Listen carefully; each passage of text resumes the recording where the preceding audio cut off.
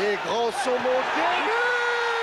De Georges Weah qui ouvre le score après 33 minutes en première période au Parc des Princes.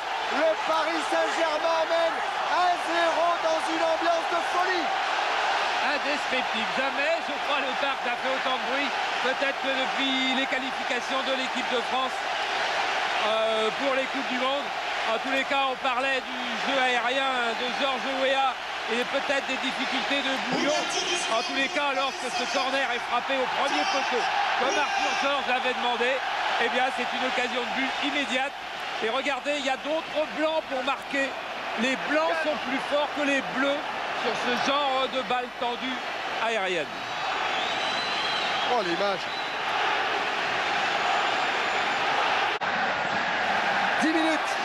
10 minutes encore. Le Guen. Ricardo.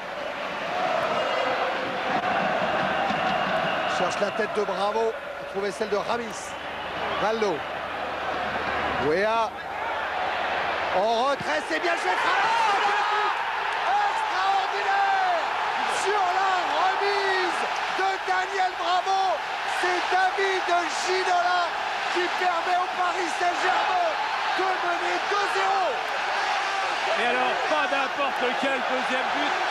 Quel but fabuleux avec deux remises des Parisiens, une frappe de David Ginola.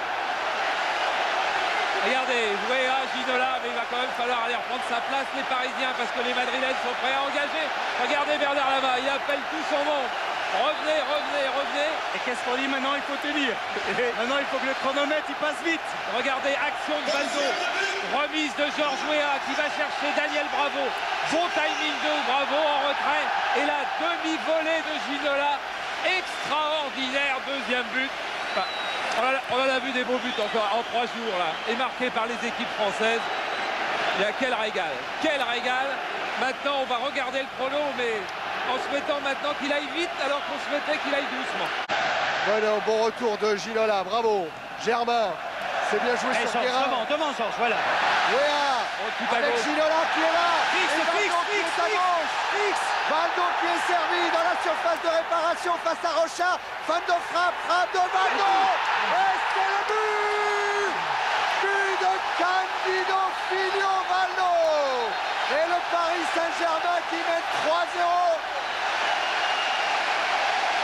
Oh là là, et ça part dans l'équipe du Real. Vous regardez la joie du PSG. 3-0, cette fois, ça s'enlace en demi-finale.